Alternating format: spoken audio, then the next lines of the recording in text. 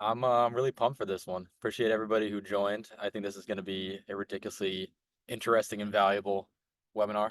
Absolutely. I'm joined here by Taylor Haren. He is the founder of Sales Automation Systems.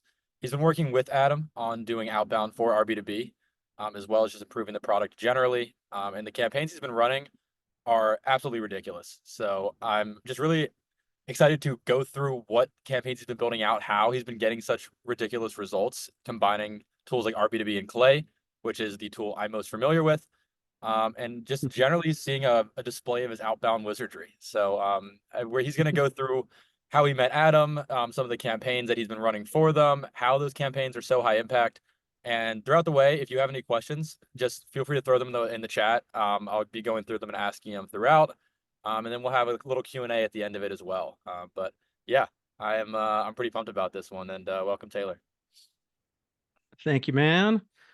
So many of you probably have no idea who I am, and so figured I would just hop into a quick little bit of background about what we've been doing and so on. So, like Patrick said, my name's Taylor Haren. I run Sales Automation Systems. Got this thing started about a year ago. Got yanked into the world of cold email, lead generation, things like that.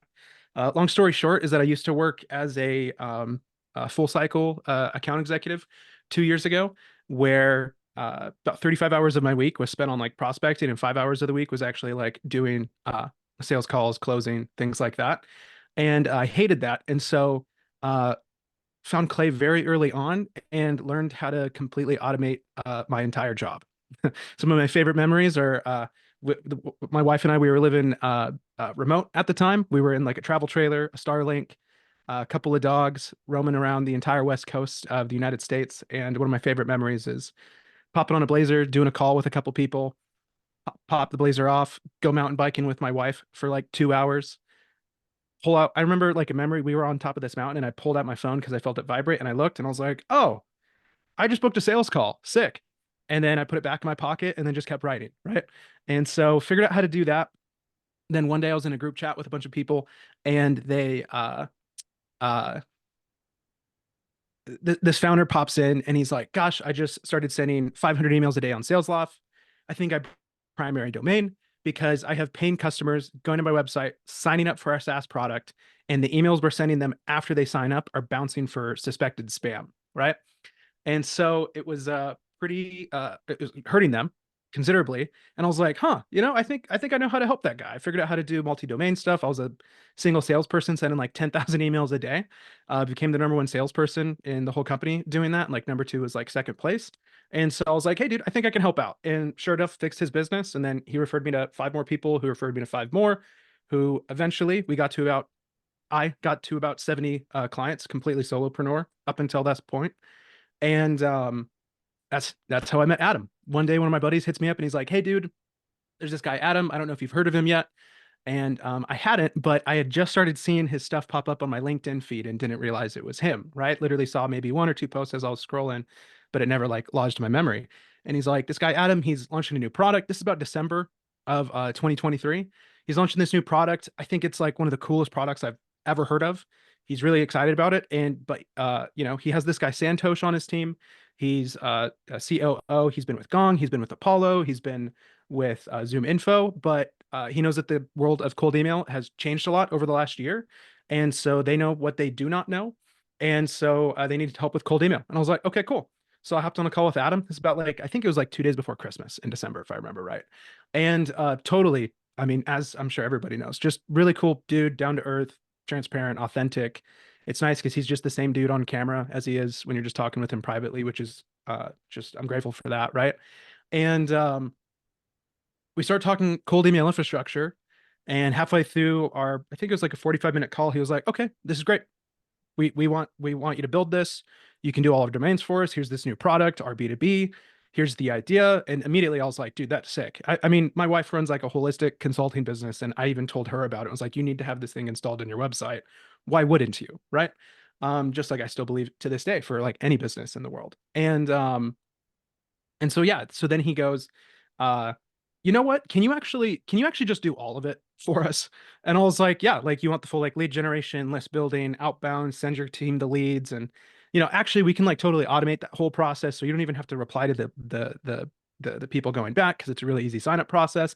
And he's like, okay, cool, let's send it. And so that was very end of December. And then they didn't launch the product until about February. So we had about like, we were pretty much ready for them to launch. About a month after that point, it only takes us about 3 weeks to get everything going. We take about a week to build the infrastructure, 2 weeks to warm up the accounts, and then we start going to town. And usually that 3 weeks is perfect enough time for a lot of our clients to be able to ideate campaigns and so on, right? So anyways, that brings us to launch of RB2B and all of that kind of stuff. And so before I hop deeper into that, I'll kind of finish some of our just some of our background, right? And so on this journey, right, we've worked with a lot of companies. I was telling Patrick just before this, we've worked with the Marines, helped them figure out how to do some of their email deliverability, and the entire district that we consulted with became the #1 district in the entire Marines for recruiting during the worst year in Marine recruiting history, right? And so they're really cool people. Obviously, we now do retentions outbound as well and direct leads to their team. So we work with both of their companies. We work with companies like Riverside, Yotpo, um, tons of different companies that we work with. So, and it doesn't really matter if someone can do email and they need B2B to leads, then we can do that, right? Super grateful for this. Adam genuinely just left a great testimonial for us. Today he sent me another referral for somebody, right? He was like, hey, dude, can you take any more clients? I was like, for you, anybody, right? And so when it comes to like leads delivered, right, services, things like that, like I do cold email infrastructure at scale. So it's like a managed service. This isn't like just cheap inboxes from India. We get super high quality inboxes. We source them from the United States, and then we maintain all the logins for it. So that way, when an account logs out, which I think anyone using SmartLead knows that happens, we're logging back into the account via the same IP and so on. So that's a whole different thing. We do a bunch of growth generation, send a ton of emails, do outbound LinkedIn. We do RB2B integrations, which I have a cool build that I'll go over with you guys that we're doing right now. We do some consulting work. We have a great tech stack. I'll make sure people actually have this link if you need to, sign up for any of these things or whatever. You're just curious. You've never seen some of these tools before, so on. We're gonna be diving deep into a lot of them, but basically, yeah. And then we do a bunch of stuff. So, anyways, don't want this to be too much, but hopefully that gives you kind of a background of what we are doing. Okay, so pretty much this is everything that this is like every single campaign we've ever done, all combined into one single dashboard. If you haven't seen this tool before, it's a really cool tool. I have it linked in that slide deck for anybody. It's called Lead Magic. It's created by a guy by the name of Jesse, and he has a plugin for Smart Lead, and it pulls data really, really fast. Because right now there's a couple updates coming out in like 2 weeks where Smart Lead will be improving their analytics and their dashboards or whatever. But either way, this one I've been using for the last few months because it's really fast and snappy and things like that. And so pretty much total leads that we've reached out to is over 167,000 leads. These are primarily SaaS people who are using RB2B's competitors. We'll go into like different like lists and things like that, of course, that we can look at, right? But across every single lead, pretty much we have about a 2% reply rate average across the board. And these are our worst campaigns where we've done testing and just had bad ideas, and our best campaigns that convert as high as 13% signups and so on, right? And we'll be going over like copy or whatever. I'm kind of going to do a quick overview and then kind of just hand it to Patrick and be like, what's the most interesting thing that we could talk about or whatever? And of course, open it up to questions or whatever. I'm a pretty open book on everything that we're doing. You can ignore this bounce rate is absolutely atrocious. That's just because we uploaded a batch of leads and I didn't train somebody properly. And so they accidentally uploaded a bunch of leads without validating. That was literally one day. We got like 30% bounce rate and then fixed it, but you can't get that data out of there. So our actual bounce rate is like below 0.4% or something like that, but totally horrible. And so you can see here just how many emails we've been sending for them every single month, right? About 46,000, 51,000 in May, 52,000 in April, 62,000 in May. Or sorry, I said May back there. That's March. And then 41,000 here. You total all these up. This is just above 250,000 emails sent over about the last 4 months when we launched campaigns in February, right? And so, yeah, I guess before, I don't know if Patrick, if there's anything crazy here or whatever, right? But I can just hop right into like specific campaigns, or I guess, is there any like major questions or anything like that that are popping up? Oh, and of course, like if you're just plugging in, any questions that pop up as I'm going over stuff, I kind of want to view this as like Here's a guided tour of everything that we're doing. We can look at copy, we can do whatever. Make sure to put chats or questions in the chat below, and we're happy to dive into anything as we go through this stuff, right? So anything top of mind here before we dive a little bit in depth on these campaigns, Patrick? Yeah, I feel like one question people might have is you're sending Yeah. a ridiculously high volume of emails, like Yeah. 250,000 over 4 months. Yeah. What is the infrastructure required to do so? And obviously, how many email accounts are you setting up? What is like what is your Yeah. stack for that? How do you set up your accounts usually? Yeah. That's a good question. Let me go over like what we do with like our cold email infrastructure, like kind of service, because this kind of goes over like everything that we do, right? And so uh and we kind of line them out, and you can ignore the plans. I don't want to sell this thing here or whatever, right? But US, so we'll go kind of in depth. And so what I like to do is I like to source 50/50 Google and Outlook accounts because Smartly allows you to ESP match. And so you can look up if the person's on Gmail before you send an email, and you can pick your Gmail inbox to do that. Outlook has been super weird the last month, and so we've recently just ditched Outlook for a quick minute. We transferred all of our Outlook inboxes over to Gmail accounts. We'll add Outlook back in it, but like 3 weeks ago, Outlook was they were if you bought a domain on GoDaddy and were sending emails via Outlook, they just decided that your emails are going to bounce 30%. Had nothing to do with cold email.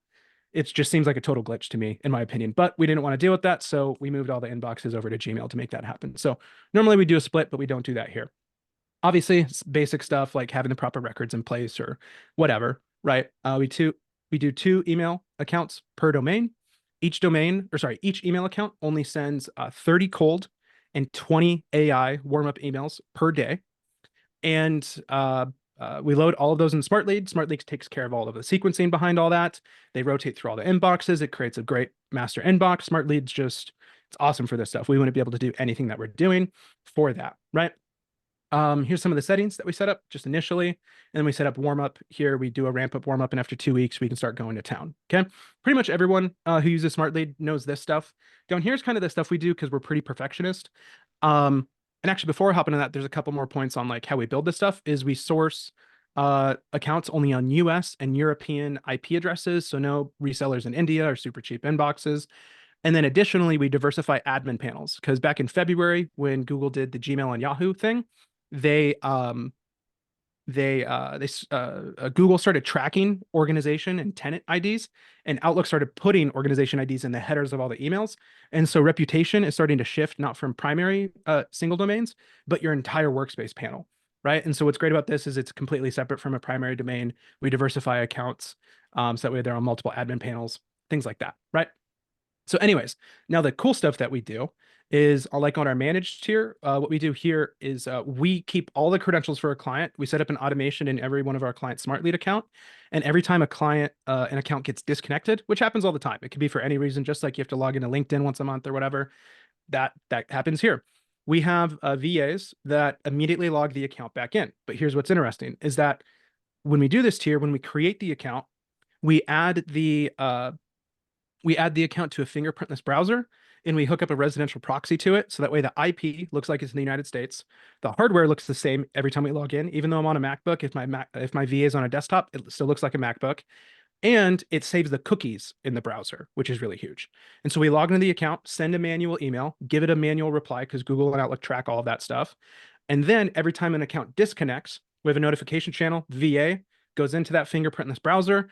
They load it up. The one we use is called Incogniton. They're really great for all that. It's kind of complicated to set up. It took me a while it was a learning curve for sure. But they get a ping, they log the account back in, and it's the same hardware, same cookies, same IP address, and Google tracks all of that stuff. So it makes it really high level trustworthiness because you look like a real person doing that, right? And so that's what this service looks like. And you could literally have a day where your account, you could have 200 domains, which we have about 200 domains for RB2B. And if 25% of your inboxes get logged out and their Gmail accounts, that's 50 inboxes, or sorry, that's 100 inboxes that get logged out. And you need to have 100 different phone numbers to log those in. And if you log them in on the same browser, Google goes, hey, they just logged in this other account on this browser, and then they just logged in a different account again, right? So all this stuff prevents that. And we just very much look at this stuff like this is way more than what most people do, right? And Big reason for that is that I just want to do everything as perfectly as possible to make it so that deliverability just isn't a part of the conversation. Like nothing's worse than you start a campaign and you're like, is deliverability an issue here? Well, if you're doing everything as perfectly as possible and it's standardized across everybody, you can look at every single campaign and be like, nope, our offer just sucks. Our copy sucks. Our call to action actually sucks, which is great because then you can actually improve the process, right? The last thing we do for all of our like lead generation clients and all that is we double how much infrastructure we build for them because we rotate them monthly. And this is really huge because it makes like we just don't burn domains when we do this. Each month they switch spots. You have half the infrastructure doing campaigns. You have half the infrastructure doing outbound, or sorry, just doing pure warm up. And so they're healing up, and you just make them flip every single month. And the other thing that's nice is that if something weird happens with a domain, right? So like 3 weeks ago, Outlook gets weird. Half our infrastructure is on Gmail, half our infrastructure is on Outlook, but we also doubled it. And so immediately, all of our clients who had enterprise tier, we were able to go, cool, shut off your Outlooks, activate your backup Gmail accounts. You're at 100% capacity. We're replacing all those accounts. That'll take 2 weeks to warm up, and they're instantly, or 2 weeks later, you have your backup sets ready to go. So it makes you significantly more nimble to be able to, like, if you have a deliverability issue that suddenly happens today, you can immediately react to it and your campaigns don't have to slow down, right? It's huge value add. And then we're also looking at like adding like placement tests into all this kind of stuff and so on, right? But that's really what we're doing. And so for like for RB2B's accounts, right? We have, oh, actually we have this number is actually 250. We're reconfiguring some of the accounts with the Outlook thing right now. And so they're being reloaded back into this one. I forgot about that. But that's pretty much everything. Any major questions there? Anything I could go deeper on? I think I saw a The only couple. thing I think is worth noting is like obviously it's obvious why deliverability is so important, but the peace of mind having accounts that just consistently have great open rates is so great because after that it's quite literally just a copy game and a targeting game, which is Yeah. far more controllable than, or at least feels far more controllable. Like in the beginning of my agency when I first did not know how to set up email accounts correctly, it was so Yeah. upsetting because I'd be like, I can't even test whether this is working or not. So I'm a Yeah. huge fan of it. I Yeah, think you yeah, should be a exactly. really Exactly. Right. Like I remember talking with this guy a few weeks ago and he still is inquiring about our services, but he was like, oh dude, I think our messaging just sucks. And I was like, okay, like tell me what that is. And he's like, well, we only got like a 10% reply rate and only like 0.2% of people replied. And I'm like, bro, you have to try to do that. Like Apple automatically opens 40% of your emails anyways. yeah, So like anything beneath that, and it's like you're really suffering with deliverability. How's that even possible, right? And then even then it was like, dude, like it's not your copy. Like that's you can't even think that it's your copy unless deliverability is solved, right? Which yeah, obviously you totally get.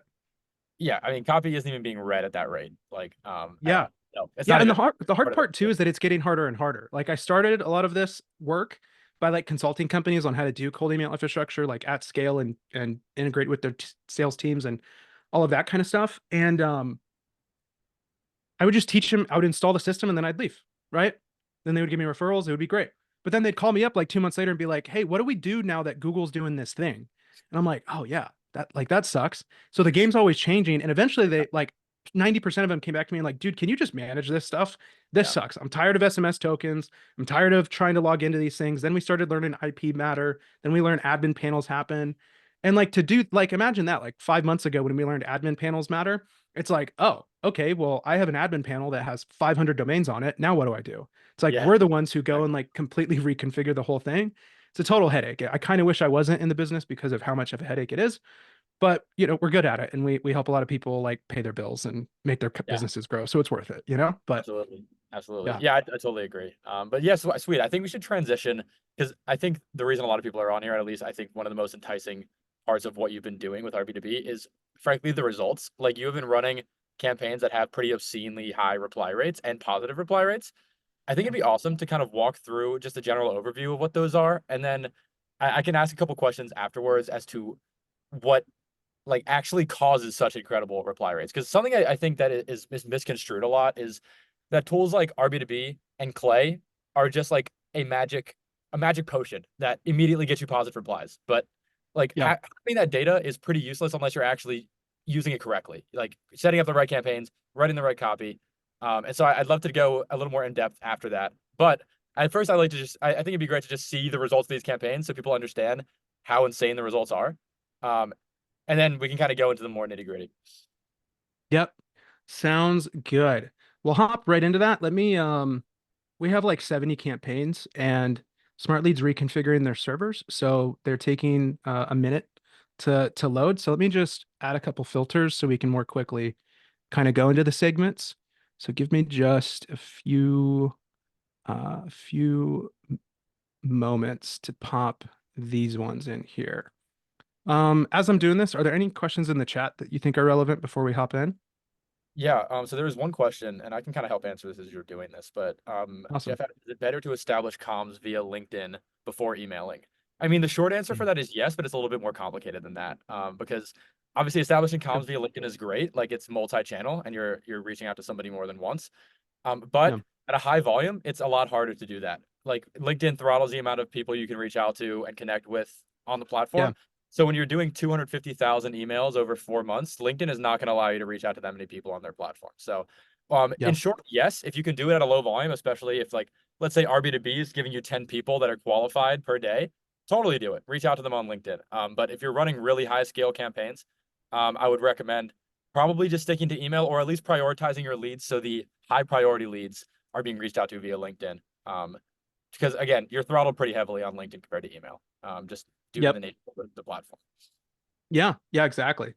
I couldn't agree more. And that's why I'm excited a little bit about like platforms like HeyReach, is that like it's also like an economics thing where it's like, dude, like Yeah, how much does it cost per account? Like some of these platforms you have to pay like $90 per LinkedIn account to automate it.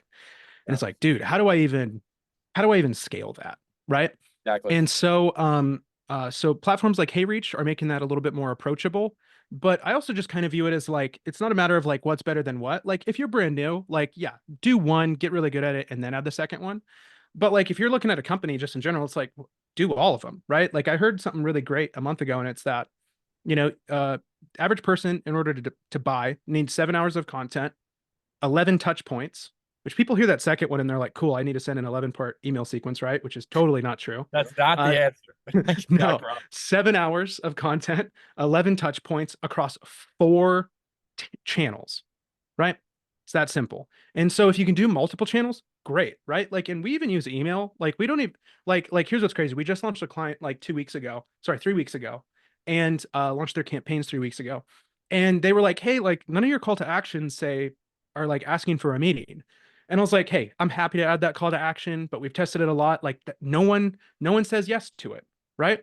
And he's like, "Yeah, but you also have another call to action that says, would you like me to send more information? No need to meet." Like, how's that supposed to get us meetings? And I was like, just trust me. We're going to put it in there. We're going to let it run. I'm big on data. So you could be right. Like, let's ask for a meeting just in case. And of course, we run the campaign. Not a single positive reply from somebody asking meetings. Uh, uh, 50% of all the positive replies were the one that said, no need to meet. And 75% of those were people asking for a meeting themselves and Yeah. sent their Calendly link. Yeah. I Right? mean, people just love low friction and not being pressured in cold email. So I completely agree Yeah. with that general thesis, which is like, here's data. I'm not asking for anything. Here's something that's valuable. Here's something that's relevant. And then usually in reply, you'll get somebody asking for a meeting just simply because it's enticing and you're not pressuring them super heavily to do so. So Yeah. I'm a Yeah. big fan. Yeah, exactly. It's just like have a good offer, have chill copy, be a normal human, don't get too marketing with it, right? Like just be very direct in what you're doing and try to know them better than anybody else. And if you need to add more data points because the person's a little more analytical, tools like Clay help you do really cool stuff like that. But like what's cool about like these campaigns is that like we're doing nothing fancy with these ones. So I grabbed pretty much the best examples of our core campaigns that we've been running for them.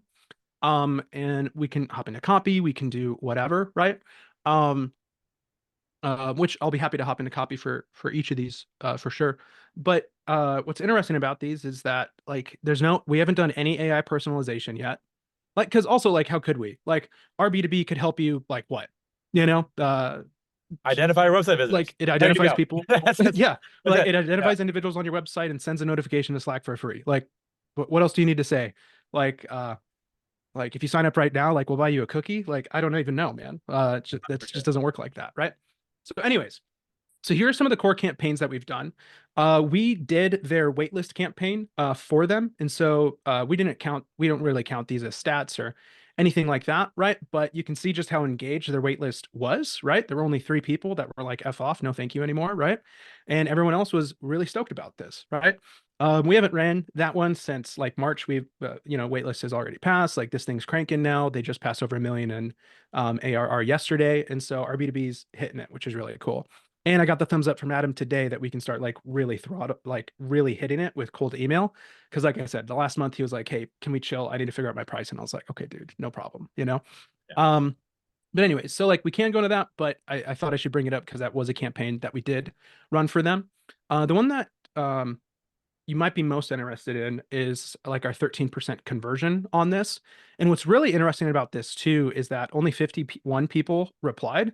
But as of yesterday, 104 people had signed up, which is something that's not necessarily tracked here.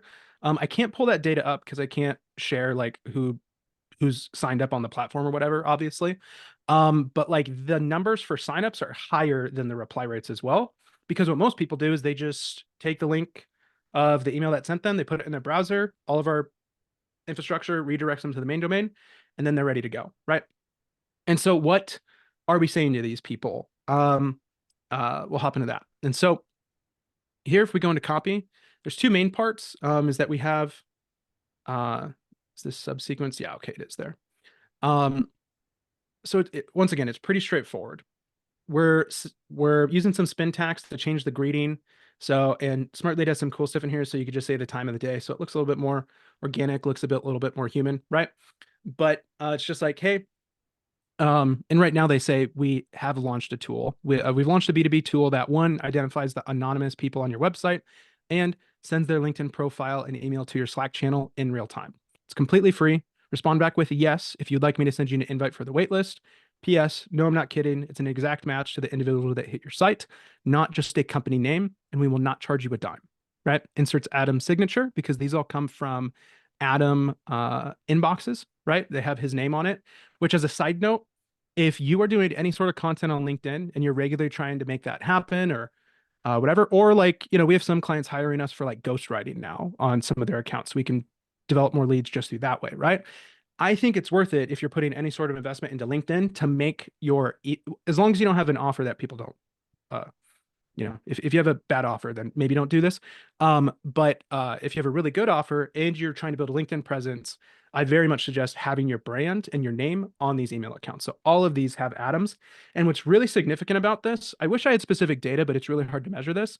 This is just anecdotal through like managing the master inbox and looking through those, which I still do that myself. I do it once a week and I comb through and make sure things are accurate myself.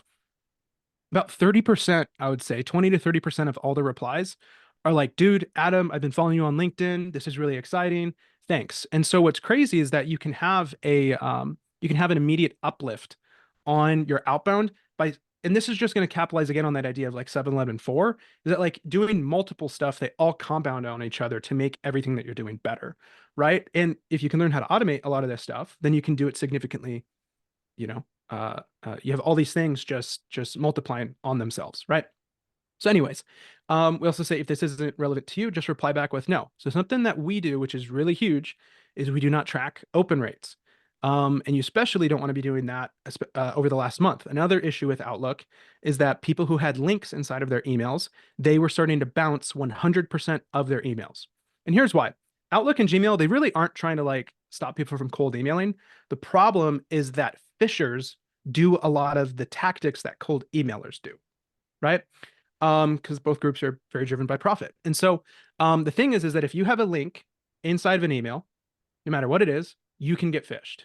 Where if you send a plain text email, which Smartly allows you to do that, this optimized email deliverability, don't track opens, don't track clicks, we don't do unsubscribe links, we just have the opt-out no message. And the thing about that is that your emails get delivered. Why? Because it is literally impossible for us to phish these people, right? There's no link. It's literally a plain text. There's no code. There's no masking. You can't create a hyperlink so that somebody accidentally clicks it. So the things get delivered, which is just a huge feature that we take advantage of when it comes to this. And then the AI automatically categorizes every single response. And if they get categorized as interested, we send them to a subsequence. And this one triggers the second somebody's categorized as interested, which AI is categorizing it for us. And it's like 95% accurate. And is there somebody who, every now and then they were like F off and the AI is like, I actually think they're really like into us? Of course, right? But like, you'd rather have like somebody manually scraping through 250,000 emails to like figure that out for like a 1% use case because you're super perfectionist. Like that's just not me, right? And so we just let the AI do it. And from this is anecdotal, but like 99% of the time it's correct. 1% of the time it's annoying and it doesn't get it right. And so this one, I'll show you guys a better one. Here we were saying this is one before we launched stuff. I'll get you guys updated copy, but basically now it's like a big thing that says like, hey, uh, this is what we're doing right now, right? I just selected the ones that first loaded because, like I said, we have like 50 in here, and even just loading these 5, it's taking a second. Once again, they're upgrading their servers after the 30th. Smart Lead's going to be super fast again, which is going to be great. But these 3, basically what we did is when we first started, and we've been doing this ever since, we haven't really expanded into other verticals yet because Adam wanted us to wait until pricing was fixed. And now we're exploring other verticals. And so what we did is we did competitors, and then we also did SaaS. And across those, we did sales and marketing. So anybody in sales and marketing role, anybody with growth as the title, and then founders of those companies, right? You can see growth and founders, 2x results, and they're twice as more positively responsive as well. And so so sales and marketing, which is most of our volume, brings our averages significantly down. To which even a 2% reply rate across every single campaign that we run is still phenomenal, especially since we're only doing single part emails. Because obviously, if you do a 4-part email and somebody replies, it boosts up your reply rate by like 1.5% every single time you send an email. And so those are a couple other things to keep in mind that are a little bit anecdotal, right? Now, I can hop into the visitors campaign. Before I do that, are there any major questions or anything that you think I might have missed here, Patrick, or something I should go deeper into on these ones? No, we don't have any questions in the Q&A section. The one Okay. thing that I would say that I think is just maybe, I would say insightful or maybe just like Yeah, a general thing to think about is, so obviously all these campaigns have some difference, I'm assuming, in terms of copy. Like there's got to be some variable difference in the segments, I would assume. sure. Yeah. Yeah. So my main question is, out of all of them, like of course they're all ridiculously high positive response rate. What do you think some of the main components of causing that positive response rate are? Besides, of course, the obvious things like A, the product is insanely good, and you have good deliverability. Do you think they're like what are some of the main, I'd say, points of copy? Like what are the main elements of the copy that are causing that success to happen? Um, I have an awesome copywriter, and something I've learned from her. Her name's Katie Thies. She's not taking any new clients, so don't bug her, but she's She's our awesome. client as well, though. We got her before she shut off. Did She's you? Dude, incredible. Yeah, she's she's phenomenal. insanely Yeah. good. Yeah. And something she says over and over is just short and punchy. It's kind of like this, right? I remember seeing that, I think it was a meme, or maybe it was just a picture of this idea. And it was like the difference between sales and marketing. Marketing is like, hey, Joe, we have this amazing dinner tonight. We're going to have these special guests that come in, and you're going to have one of the best nights of your entire life, and yada, yada, yada. And then the sales one goes, hey, what's up, Joe? Hey, what's up, Joe? There's going to be really good pizza tonight, and I'll be happy to buy you a beer. Do you want to come? Yeah. Right. And I think that's very much what works better for a lot of this stuff. And something about Katie is that she's so good at doing outbound copy. She really understands that idea. She does not do marketing fluff. And so the thing about these emails, and this is what we try to apply to like every client, is like just be super forward on what you're doing, what your value is. And um for RB2B, it was very obvious what the value proposition is and what we need to say. We didn't need to make it too complicated. But for other clients, like we test everything. We do A/B testing where we run a campaign for 2 weeks and we're literally just testing the call to action. We do the next round and we're only testing the different industries that we're going after, the different personas that we're going after. We do the same thing and we're only testing the features. This is one is really important in SaaS, I think, is that like you have like 20 features, but if you put all of them in there, like it's just way too much. And so Yeah. just pick one of them. And of course, if there's like feature A and feature B and they're super similar, sure, maybe you can put 2 in there, but like just do each feature separately test those at scale and see which one people actually care about most, because they'll figure out the rest of your features by like clicking through your website or whatever, right? The other thing that we've been learning, and I hinted at this with call to actions, is that just low call to action works better. Also combined with relevance. And so this is a little bit more, we don't do this with RB2B because once again, we just don't have to. The core offer is so good, but we having an actual reason to reach out, right? And you can use AI to do this now. You can use Clayagent inside of Clay to look at websites and be like, hey, so like for example, like we have a client, it's Adam's brother's company named Ship Science, and they help logistics companies lower their spend. Like they worked with Bed Bath and Beyond and lowered their logistics spend by like 1.4 million or something like that, like a month, right? And so like one, we add lines like that. We tested lines where we're like, hey, if we drop that stat that we did for Bed Bath and Beyond, does that convert better?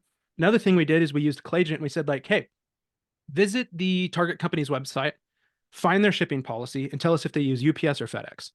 And so what's great about that is that the first line is like, hey Joe, we saw that you use UPS as part of your web as part of your we went to your website, found your shipping policy, and it looks like you use UPS. And then they go into their offer. And the thing is when you say that as a first line, which you could do at scale in high quality for hundreds of thousands of leads at a time with Clay, it makes it really, really relevant. And so adding a simple line like that, saying, here's exactly what we do in a single line on your best feature. And I suggest doing that very much by segmenting and testing. And then maybe testing if what case studies or what names you can drop if you have those, and then having a super simple call to action. Like the fact that all these people had to do was type 3 letters on their keyboard if they wanted us to send the link, or 2 letters on their keyboard if they never wanted to hear from us again, made it super, super simple for people to be like, sure, send it over to me, right? So those are a couple of just immediate things that pop to mind that I really think about nowadays that make us work better versus not. But I think there's also like a meta theme there that like, I don't believe I know everything. I know for a fact I don't. And so I test everything for every single client that I possibly can as well. And then the data and the marketplace are going to give me way better feedback than I could ever invent myself in my brain. So Yeah, absolutely agree. I mean, at the end of the day, anybody who tells you that they know exactly what copy to write for you right now is lying. Like testing yeah, is the way to achieve that. yeah, yeah, I need to talk exactly. a lot louder. So Yeah, like I was visiting with this large company and they have like 300 SDRs, right? And they were like, "Well, we want to see if you can do this AI model like at scale full." And like we and they were like, "Cool, can you send us a super detailed proposal about exactly what you would do?" And I was like, bro, like this tech came out like 5 months ago. Like I have no idea what we're gonna do. Right. yeah, And that didn't quite fit their appetite, which I'm cool with. We need open-minded people to be able to go back and forth and figure stuff out with. But it's just super interesting that you have to have that kind of paradigm to understand this stuff, you know? yeah, it's funny. Like proposals, a lot of the time, at least with like our clients, it'll just be like A, set up tech stack, and then like B, test a lot. Like that's like really what it is at the end of the day. Yeah, Like yeah, you that's just have to. The ultimately what tech's you're way doing. too new. Nobody knows. Right. And Yeah, just like like you said, it's super funny because I was visiting, we have a champion at this company. And so she was like, yeah, I was kind of frustrated with that um, because it's like, so what, you just wanted Taylor to just lie and just be like, oh, we know exactly what we're gonna do. It's like he's yeah, authentic. So like, why wouldn't we go with him? So she was annoyed because like her bosses were very like college level, like, where's your slide deck kind people or whatever, right? yeah. Which nothing against those. I get it, but like, I don't know. Yeah, I mean, yeah, literally anybody who tells you A, what copy is going to work 100%, or B, how many positive replies they're going to get you guaranteed in like a certain period of time, I'm usually just like, unless they have insane volume and unless those estimates are really low, Yeah. stray away. Anybody else will tell you they're just going to test and they're right. Yeah. That's the right answer. So anyway, Yep. that's great. Sweet. So I figured we maybe could just go into some of the copy now. And Yeah.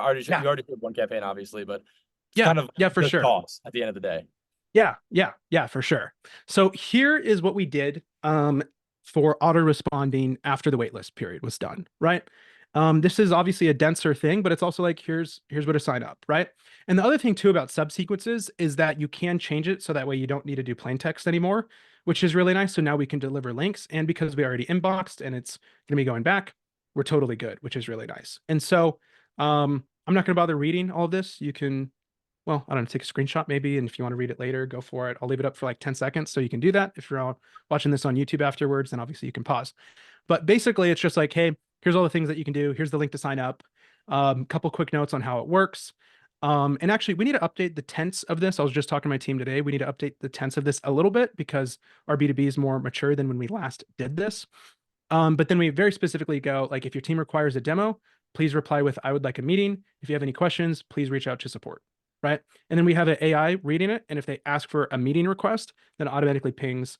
Actually, it goes through a check to see if the company is big enough to justify a meeting. And then it pings the sales guy to do that. But yeah, this one's pretty straightforward, but it's great because it all happens automatically. I don't have to manage an inbox or anything like that because we're just doing a very simple like sign up process. And these links work because it's just automatically going through. And so let's see. Okay, we'll give that a second.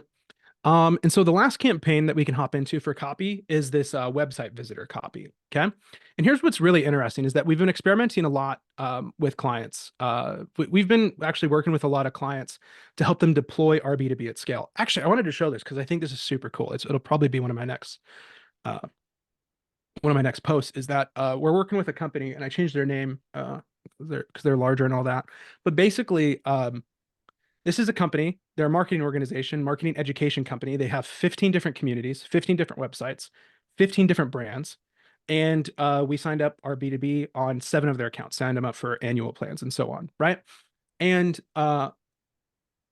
each brand has approximately 9 different personas that we can send emails to, right? And so we're working together and building these massive, very detailed layered clay tables where it's like, hey, if the person is what they call a delegate, then and we have like what makes that person that thing down there. If the person's a delegate, then they're going to get this message. If they're a delegate who also visited a ticket page where RB2B sends that data, then it's going to do that. If they are part of a sponsored ticket page, then they go to this. And then if they visit a certification or a member or team, and then generic or whatever, right? And so they have high value, medium value, and then we're prioritizing those.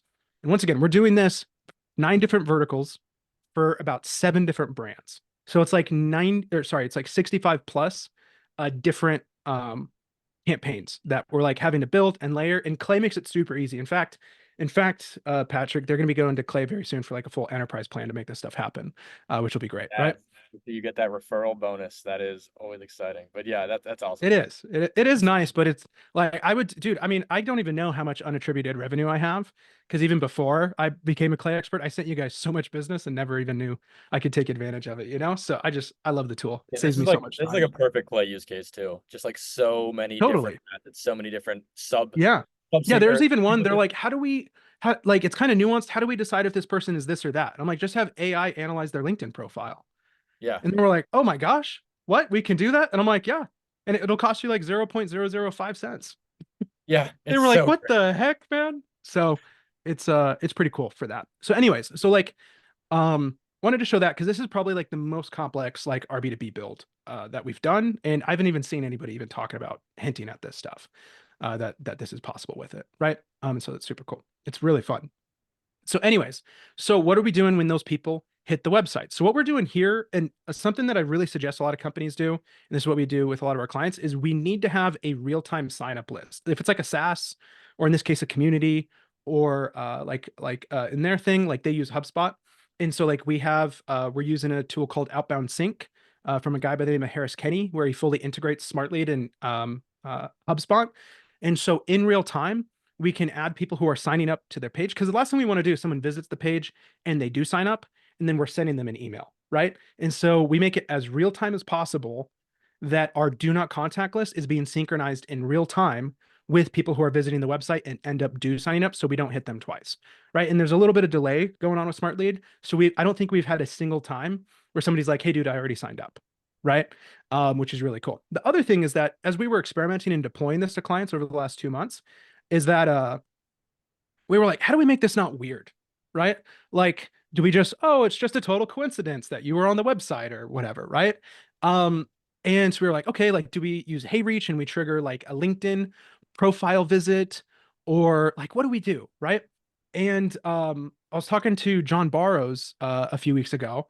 I was on a call with him and Adam, and we were just ended up just like shooting the shit. It was super fun. But something that he said is like, dude, like we just say, hey, we saw you were on the website via RB2B. And then they just go into their offer. And so they go, we take the weirdness away from us. So it isn't weird because it wasn't us. It was this tool we used, which by the way, you can go get the tool as well. It's free. Go get it. And we just go, hey, we saw you on the website via RB2B. And I was like, why the hell didn't I think of that? And then we've been doing that. And immediately, like no one bats an eye. No one thinks it's weird. Um, Nothing like that. Right. And so, and maybe I think I can pull up this table. Got to make sure I'm going to click the right one. That's such an obvious fix to that problem. I can't believe I didn't think of that either. I mean, literally just say the tool that you use to see Yeah. them on the website. Then it's not Yeah. weird. It's just like, hey, Yeah. I was like, duh, like, why not? You know? And yeah, I do suggest A/B test it. We haven't totally tested different personas with that. So maybe D2C type people or consumer, B2B, maybe they're a little bit different. So yeah, I would still A/B test it. It's really easy to do. You just have version A, version B. But we've been doing it the last 2 months for everybody, and we've had zero issues with it. And I thought it was genius. So yeah, for sure. good plug for John there. By the way, Travis asked, is there a corollary syncing software for Instantly? I think he was referring to the Mm. HubSpot software that you're using. Does it work with Yeah, Instantly? that's a great question. I was talking to Harris the other day, and he wants to set up a an instantly integration, but for right now, it's only Smart Lead. Because Smart Lead, they have a little bit better of like this is objective, I guess, but they have a little bit more better of an API at scale and things like that. So he's perfecting it there, and then he does plan on rolling it out to instantly though, which will be great. Yeah. Um, and so we can see the copy here, right? But we are using some AI for this particular one. It's the only one that we're doing AI with, right? And so we go, hey, saw you were on the website. So you probably already know how X, and I'll show you guys what that means. We input some data about their website visitors. You know where to find us, but would you like me to send you a link to sign up for free? Just reply with yes. PS, if you have any questions about the platform, feel free to ask here, right? And so what's great about this is it's just super, super straightforward. And we monitor this one. This one doesn't have an autoresponder on it just in case they ask us questions about the platform. And so what's going on behind the scenes is that in Clay, right? Every time somebody visits the website, we have one Clay table that's doing that. And then that Clay table is sending the data here because we're also sending that data to other spots like updating their CRM, things like that. And so here we're using AI to analyze, is the person, I think it's like, are they director level and above or something like that? Yeah, are they director level and above, right? Or if the title contains growth or demand, and then so on. So we're filtering out these ones. Then we're pulling in the person's LinkedIn profile so we can further personalize stuff.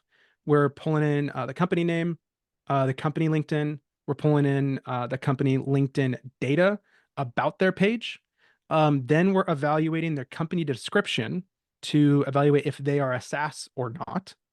And then if they meet all of those criteria, then we move them on to the next step. One note on this is that that I think this is really cool to note. I don't know where it is, but the email that RB2B sends you, I cannot make that better.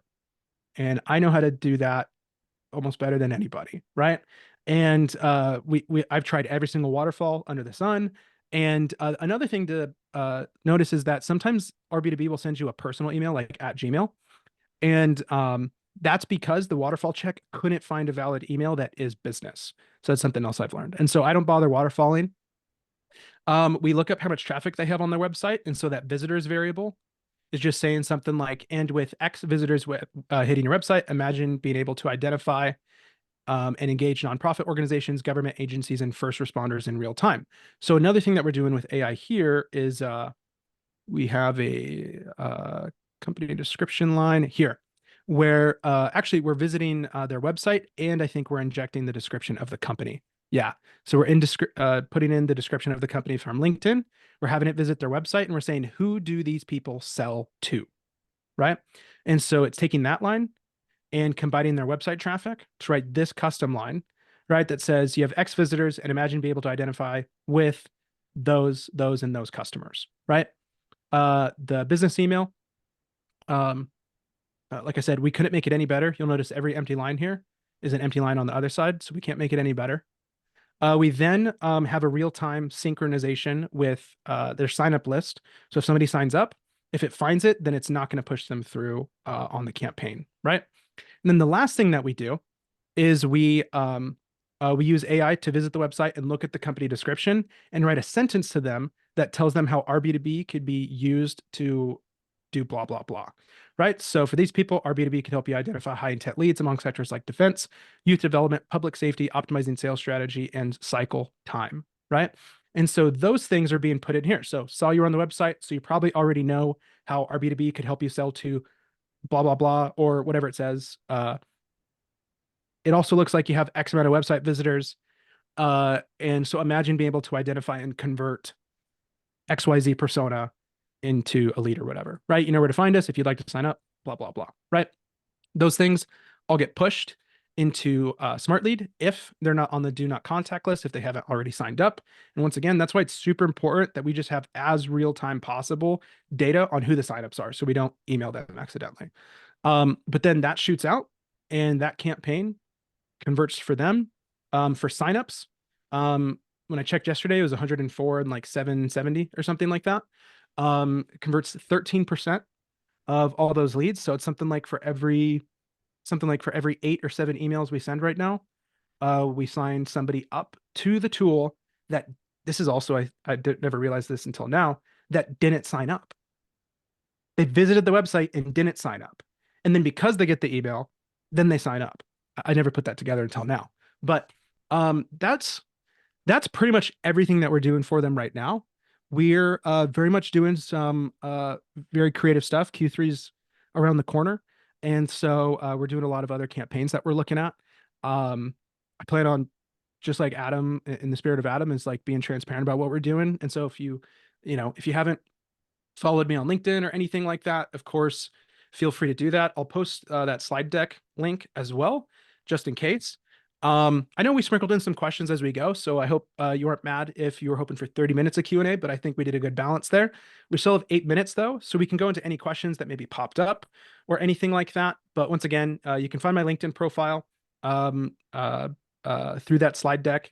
And then of course, if you have any questions or anything like that, if you're a good company that has a good offer, and you have the spend to be able to do full growth generation, then we'd be happy to help you out, especially if you have a cool product like RB2B. They're certainly most fun for me. I love new cutting edge tech more than anything. But we're getting super busy. So I'm having to be very selective with, like, I used to have a wait list, but then I hired a couple people just a couple weeks ago. So I'm like, okay, now I can expand it, but we're just super slammed with everything that we're doing. Okay. So 7 minutes left. Anything else we can hop into, man? Yeah, sweet. Well, that was killer. Much appreciated. We have one question in the Thank you. Q&A right now that I'll ask, and I just pre-read it so I can kind of help with it as well, because it's kind of like a Clay question too. It says Sure. one big problem we're facing. I'm gonna shorten it. It's a long question. Pretty much he's asking, how do you find the emails of small business owners, like local lead emails? I know in Ah, Clay, I've been using Claygent to do so. yeah. Like just scraping their website and then finding a list of Yeah. emails that are mentioned on the website, and then using AI again to find the best email on that website if we're reaching out to just one of like the company one time. Yeah. So Yeah. Yeah, exactly. Something that's really nice that you guys did, however many months ago, is that it used to be like if you had like a result with like 20 different results, you used to have to like do these crazy formulas to like pull out yeah, each result and then analyze it or whatever. Now you can literally just there's one that just says inject all or whatever it is, yeah, or it's insert all. all. And so you could literally just have, you could run a thing, it gives you a list, and you can just have AI very quickly analyze the whole list and pick whatever you need from it, which is really nice, right? Yeah, But yeah, I have the same tactics. It's like do normal waterfall. If I can't find it, I like scraping their website, and then I like scraping their Google business page if they are. And there's a really good, oh, I wish I could remember. It's either Rapid API or it's Appify, but they have a really good one that I spent. It's like $30 or something like that, and you can do Google scraping, and it's really accurate if you give it a company name for finding their Google business page. And usually most businesses, they have an email on there, and usually it goes right to the founder, especially if they're small. So yeah, for sure. That's what I really think. Like, although the barrier to entry for small business campaigns is a little higher because it's harder to find their contact information, they're so good if you can actually yeah, run an effective one. Like, because they yeah, check their emails a yeah, lot more heavily and diligently than decision makers of big companies that are used to cold email campaigns hitting them every day. yeah. Yeah, exactly. And on a note with small business in particular, there's a guy named Will McCartney on LinkedIn. I think he's absolutely the best dude I know when it comes to small business scraping, targeting, campaigns to those. He's also been doing stuff lately where he's doing direct mail to like local businesses, and he's been doing like really, really good lately. I bring him up because I think he's genuinely the best guy in the space when it comes to that right now. Yeah, for sure. Awesome. Another question I'm seeing in the chat is, are Clay emails reliable? I've gotten a lot of bad info from them. Makes me nervous about spending with them. I'm obviously biased in this answer, Sure. because I work partially for Clay and run a Clay agency. So a lot of my, I'd say a lot of my time is invested in the tool. However, I will say they have a validation providers, like several of Yeah, them. you have to validate. That's the thing. Yeah, so you have to just, if you validate them, it's kind of hard to get Yeah. bad and emails or info. Even Zoom Info, if you don't validate, has a 30% bounce rate. And Zoom Info is the Yeah. best, right? And so you have to validate. I don't know if you have any preferences, but the best one that I've been finding lately is Lead Magic's validation, which I have them linked in that slide deck too. And they recently added a catch-all validator inside of it, and we still have less than 5% or 0.5% bounce rates using his catch-all validator. And it's instant. It's not like Scrubby where it takes a few days. Although Scrubby is like razor sharp and accurate, I'll give him that for sure, and I like that tool a lot. But Lead Magic's been really clutch for me lately on validation. Yeah, I agree. Very good tool. And I think Clay has a native integration. I know Clay has a native integration with them now, which is exciting. Yeah, So yeah, yeah, you just guys keep do. validation provider. You'll be good then.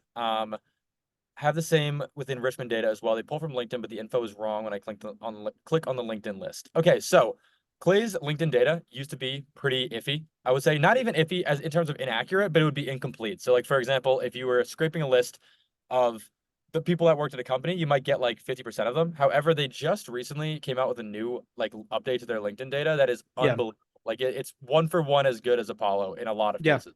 yeah, correct. I And would that's agree as with good as the that thing. exact thing, is that it used to not be super accurate, but you guys just updated it and it's way accurate. And then the other thing I'll say on that, to bring up Lead Magic again, is that whenever Clay can't find a profile, if I load it into Lead Magic, so I do like a waterfall LinkedIn search with that this one's not native. You have to use their API to do it, the HTTP request. But Yeah. I'll waterfall it, and whatever Clay can't find, Lead Magic finds. Yeah, yeah, Lead Magic is good, like very good. Yeah, And shout out to Jesse, he made a sick. So was it Jesse yeah, made Lead Magic? Yeah, I thought it was. Yeah, yeah. I, He's one of my favorite dudes. Yeah, he's a great guy. Also, just killer cold email. Okay, somebody yeah. said you talked about how a lot of this could be considered overkill, but you like to be thorough. What are the bare bones things you would recommend people to do with regards to email deliverability?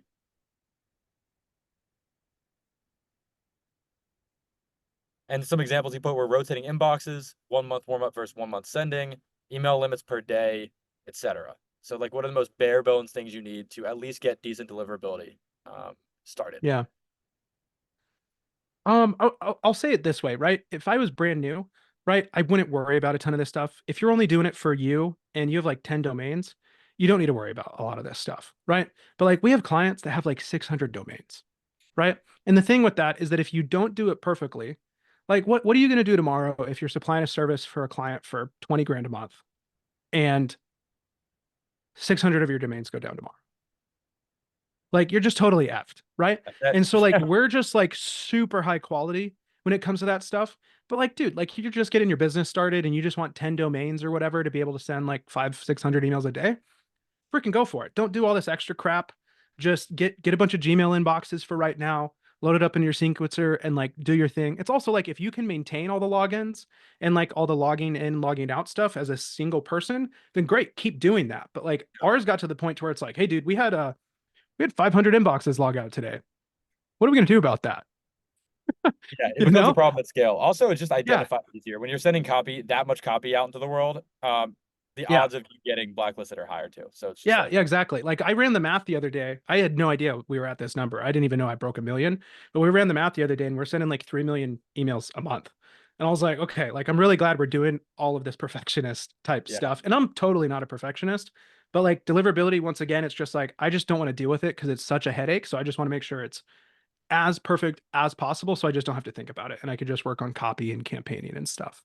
yeah, absolutely. I totally agree. All right. Well, we're Cool. at time, but Taylor, Yeah. that was incredibly valuable. I believe we'll be sending out the recording to this after it's done processing. So you can watch it, rewatch it, find the parts you like. But yeah, I would highly recommend checking out Taylor. He's ridiculously good. Like he's one of the best with regards to cold email as a whole, and Clay, which I think is kind of the future of outbound in general as well. So anyway, Thanks, much man. Greatly appreciate it. It's cool to be on here. And I've had so many people in my life teach me stuff free of charge. Just be good people, good clients. Adam's a great client, man. Just good people.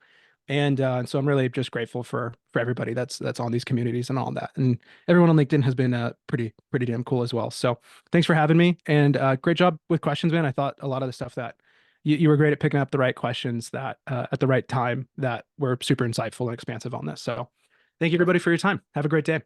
Yep. Have a good one, everybody. Bye.